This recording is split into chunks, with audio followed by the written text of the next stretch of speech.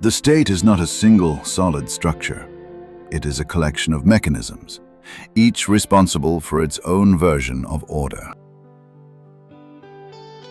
This story has two men, both in service, both trained with the same severity, both familiar with discipline stripped of romance. Jack operated on the other side of the same system. He knew how to talk, negotiate, and seal consequences. Where Michael broke resistance, Jack made sure the case stayed buried.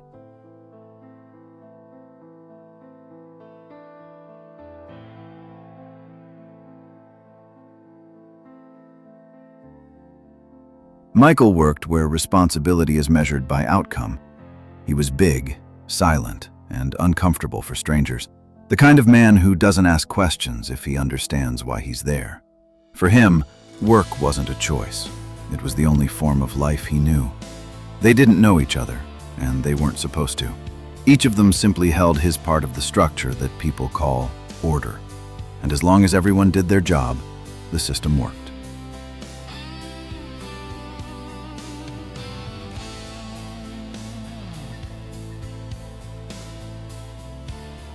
The day began like any other.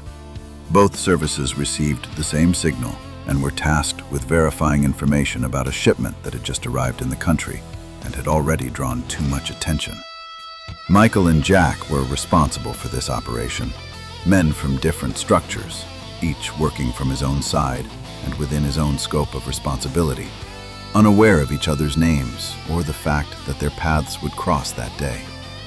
For Michael, this check meant returning home and operating in unfamiliar conditions, while Jack oversaw the situation on his own territory, acting the way he always did, decisively and without unnecessary questions.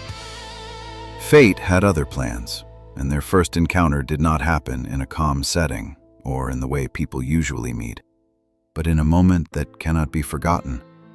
Because it is in moments like these that the line between in time and too late becomes painfully thin. From that day on, their story stopped being an ordinary work assignment and began to unfold by very different rules. After that, surprisingly, nothing collapsed.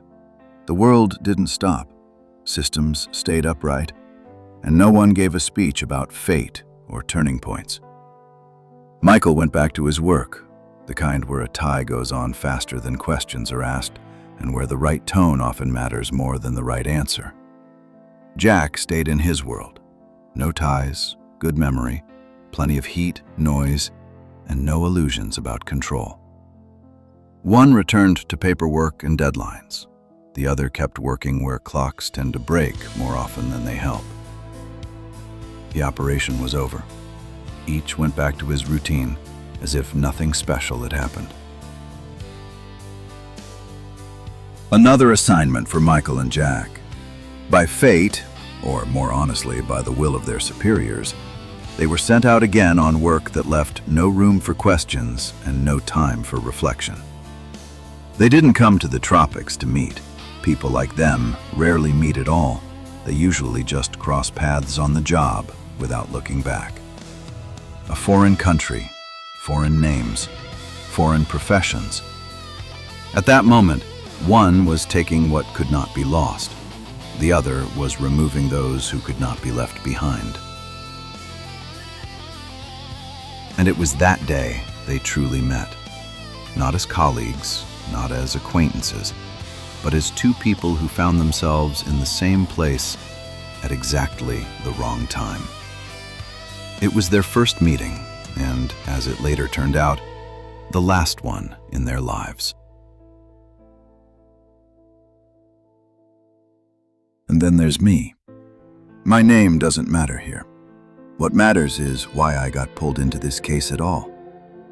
The second agent came to me. No uniform, no official language. He asked me to find Michael's family. Not for paperwork and not to close a file, but to return something that rightfully belonged to him and should have gone home. Another operation, another workday, another routine hunt for criminals.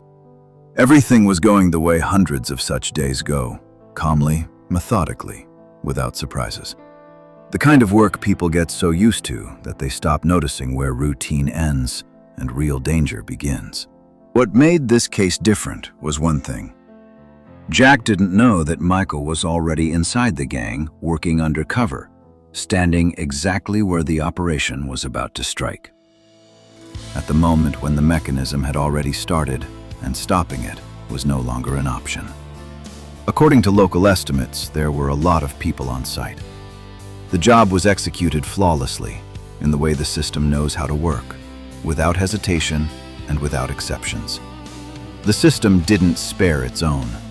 Sometimes operations are built in a way that reaching the finish line requires strict adherence to rules and procedures, even if someone inside that route becomes expendable. That night, Jack didn't make it in time. Not because he made a mistake, not because he didn't try. The mechanism was already moving, and at that moment, saving Michael was no longer possible. Michael had no family. No parents, no wife, no children. He was raised by the streets. He was shaped by the work. What made him a man was his own strength and stubborn will. The service replaced his home, his relatives, and everything that is usually called a personal life. He left no family behind. But he left a mark in the memory of one person, and as practice shows, sometimes that is enough. He was alone among others who were just as alone as he was. Jack understood that. So did I.